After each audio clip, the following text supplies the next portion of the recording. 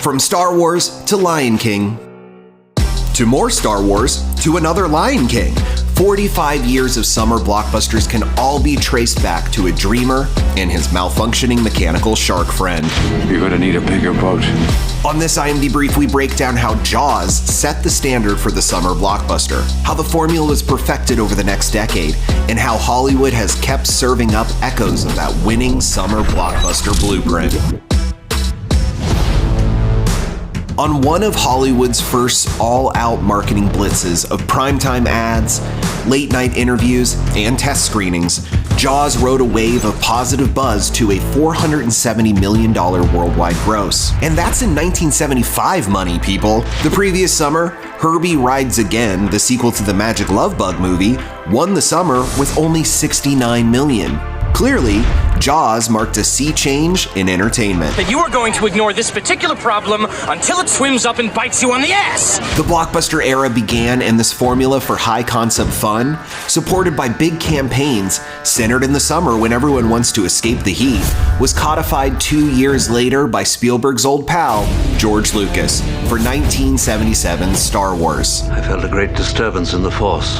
A New Hope changed the blockbuster game with a $503 million gross. Movies would now be measured to bars set by Lucas and Spielberg, including the Star Wars sequel, 1980's The Empire Strikes Back. Grossing $400 million worldwide, Empire proved Star Wars' franchise potential and that Lucas had blockbuster gold on the brain. He teamed with Spielberg for a new franchise about a plucky professor who believes history belongs in a museum. Snakes. Why did it have to be snakes? 1981's Raiders of the Lost Ark collected $353 million worldwide, and Spielberg was back one summer later with E.T. His lovable extraterrestrial phoned home with $663 million and the hearts of children everywhere. Right here. Now, Lucas closed forcefully on his first Star Wars trilogy with 1983's Return of the Jedi, $374 million. Meanwhile, Spielberg wasn't content with merely directing the biggest summer blockbusters, so he produced Robert Zemeckis' 1985 super smash, Back to the Future. Lightning did strike twice for Spielberg, and the movie made history with 381 million worldwide. 21 gigawatts! Then a pair of producers, Don Simpson and Jerry Bruckheimer, aimed for Spielberg's summer throne after a big hit in December '84 with Beverly Hills Cop. And they waged that war with a certain smiling aviator who was about to become a bona fide movie star. So you're the one.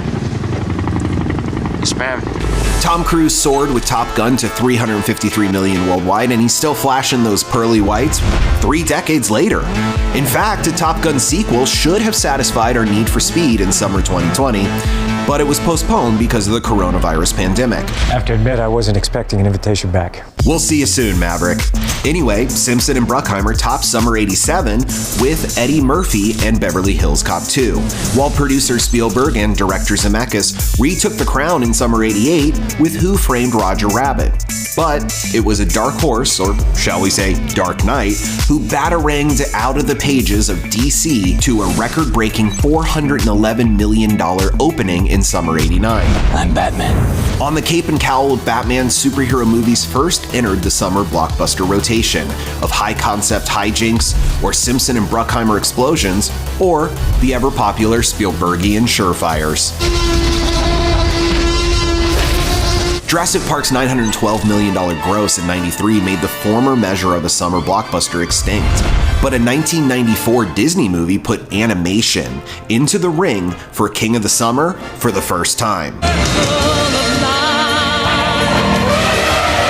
The Lion King clawed up $763 million, a record for animation, and 25 years later, a so-called photorealistic update grossed $1.6 billion for the Mouse House. Between these lions, every top summer blockbuster can be traced back to the first 19 years of establishing the recipe for box office success. So, here goes nothing. Welcome to Earth. 1996's high-concept hijinks of Independence Day make Will Smith a star for 97's Men in Black, produced by Spielberg, who was back in the director's chair for the 1998 summer topper, Saving Private Ryan, before he cleared the stage for his pal George Lucas and the return of Star Wars in 1999's Episode 1, The Phantom Menace. Now this is pod racing. Is it? Not about to be left in the 80s or 90s, Tom Cruise returned to dangle Mission Impossible 2 into the new millennium before a non-Disney animated picture gave Mickey a run for his money with a fresh and cynical take on the fairy tale formula. That'll do, Donkey. That'll do.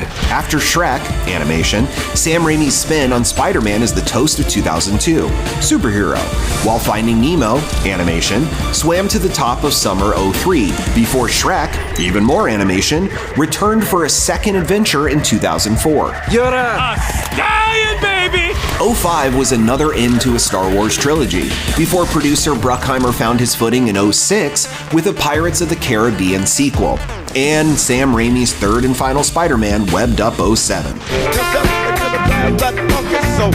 The Dark Knight from 89, 92, 95, and 05 was back in 08, and well, The Dark Knight. Spielberg put punching robots atop 09 with Transformers 2, before animation won summer 2010 with Toy Story 3. So long, partner.